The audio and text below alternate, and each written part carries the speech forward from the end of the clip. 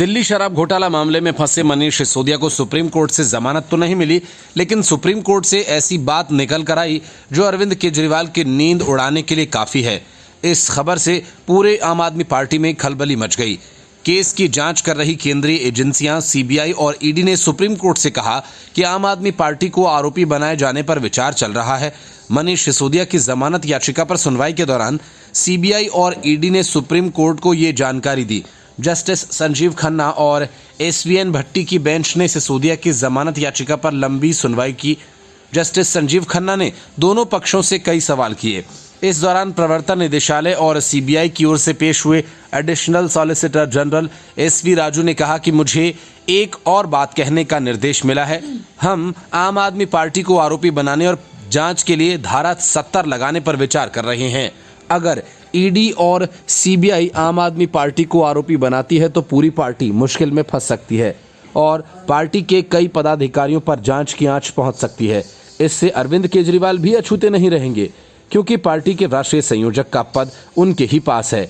असल में supreme court ने ही ईडी से सवाल किया था कि जब घोटाले में मिली रिश्वत की रकम का लाभ आम आदमी पार्टी को मिला तो उसे आरोपी क्यों नहीं बनाया गया।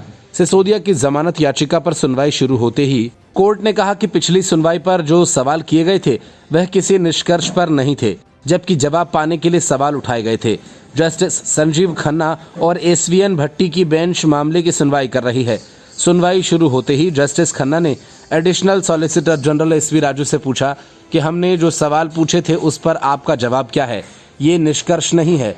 इस पर राजू ने कहा हमें नहीं पता कि क्यों लोग मान रहे हैं कि ये निष्कर्ष है। इस पर एएसजी ने ये कहा कि एक्टिव मीडिया का दौर है। जस्टिस खन्ना ने कहा कि हम कोर्ट में अपनी समझ के लिए सवाल करते हैं। उन्होंने इसके बाद एसजी राजू को अपनी बात रखने को कहा। एएसजी एसवी राजू ने कहा कि शराब घोटाला में मुख्य भूमिका मनीष सिसोदिया और विजय नायर की है। उन्होंने कहा कि जहां तक सिसोदिया का सवाल है वे मनी लॉन्ड्रिंग से प्रत्यक्ष रूप से जुड़े हुए हैं। उन्होंने ये भी कहा कि साउथ ग्रुप के रिटेलर्स को रिश्वत के बदले फायदा पहुंचाया गया और उनका प्रॉफिट मार्जिन 5% से बढ़ाकर 12% किया गया। एएसजी राजू ने कहा कि यदि सबूतों से छेड़छाड़ की गई है तो ये भी जमानत खारिज किए जाने का आधार बनता है। उन्होंने कहा कि नई आबकारी नीति में बदलाव शराब बाजार में सुधार के लिए नहीं, बल्कि कुछ निजी कंपनीज को अत्यधिक फायदा पहुंचाने के लिए किया गया। Bureau report, news of India.